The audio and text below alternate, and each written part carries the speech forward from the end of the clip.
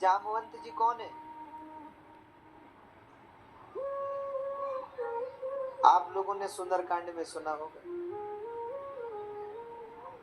जामवंत के वचन सुहाए, सुनी हनुमंत हृदय अति भाए। बस वही जामवंत, वही जामवंत जी द्वापर तक भी रहे। जामवंत जी की उम्र बहुत है। सतयुग देखा, त्रेता में राम जी के साथ रहे और द्वापर में भी है। तो जामवंत जी निकले जंगल में और उनकी नजर पड़ गई उस मणि पर। तो उन्होंने कहा भैया हमारी एक छोटी बेटी है घर में, तो ये मणि बेटी को दे दो खेलने के लिए। तो सिंह को से लड़ाई करने लगे, युद्ध करने लगे और उन्होंने सिंह को मारकर उस मणि को ले गए अपनी गुफा में, अपनी बेटी को दे दी।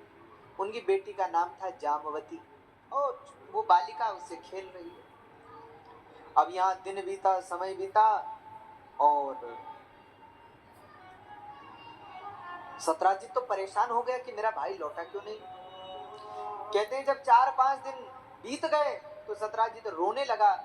एक दिन रात्रि के समय जब रो रहा था तो उसकी पत्नी ने पूछा कि आप रो क्यों रहे हैं, क्या बात?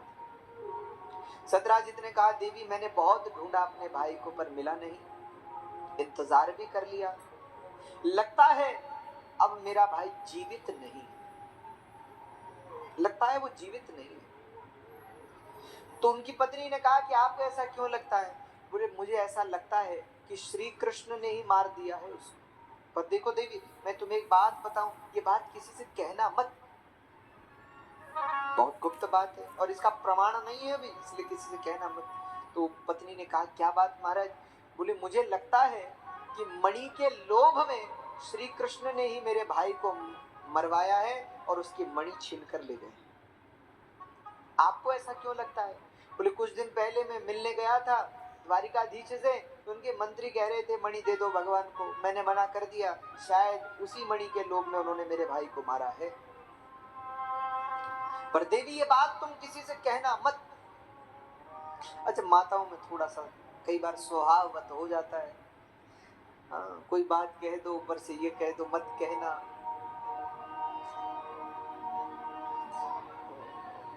हृदय प्रधान होती है ना माताएं, तो बेचारी हृदय में ज्यादा बोझ नहीं रख पाती, क्या करें।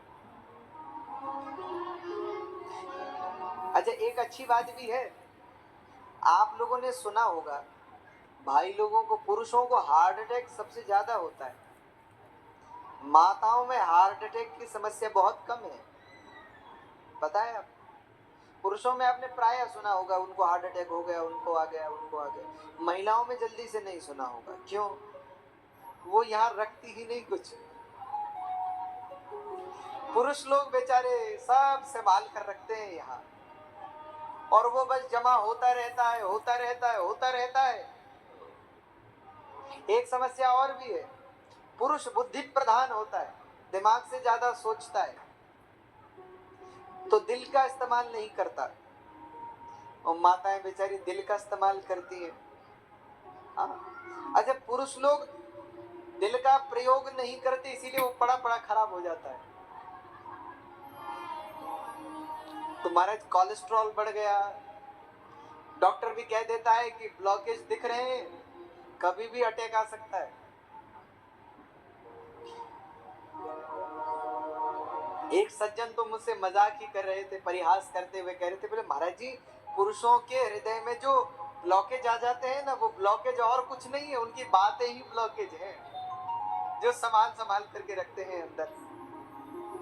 माताओं को ब्लॉकेज होता नहीं, क्योंकि वहां तो चलता ही रहता है।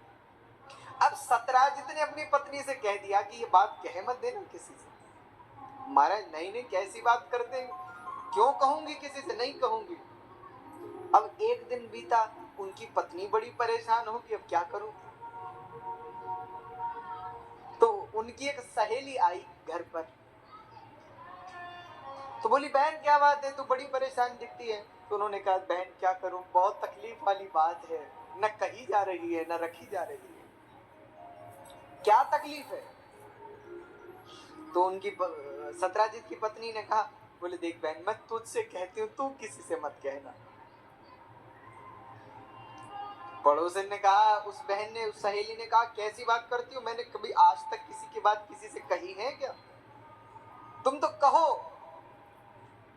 तो उसने कहा, मेरे देवर बहुत दिन से लौटे नहीं हैं, लगता है उनको किसी ने मार दिया। किसने मार दिया? देख बहन, मैं दोबारा कहती हूँ, किसी से कहना मत। नहीं नहीं बहन, कैसी बात करती हो, बात ही नहीं हो सकती, सवाल ही नहीं उठता, तुम तो कहो। तो सदराजित की पत्नी बोली, बोले मेरे पति मुझसे कह रहे थे कि हो ना हो श्री कृष्ण ने ही मारा है उन्हें। क्यों? बोले मणि के लोभ में। मेरे पति गए थे कुछ दिन पहले उनके यहाँ और वो मणि मांग रहे थे, मेरे पति ने मना कर दिया, तो बस मणि के लोभ मेरे देवर को मारा गया है। कहते महाराज, ये बात कह करके सत्राजित की पत्नी तो संतुष्ट हो गई, हृदय में ठंडक पड़ गई, पर अब सहेली के हृदय में आग जले, वो किससे कहे। तो अब हुआ क्या, सत्राजित की पत्नी ने वो बात अपनी सहेली से कही। थोड़ा सा इको कम करिएगा जरा।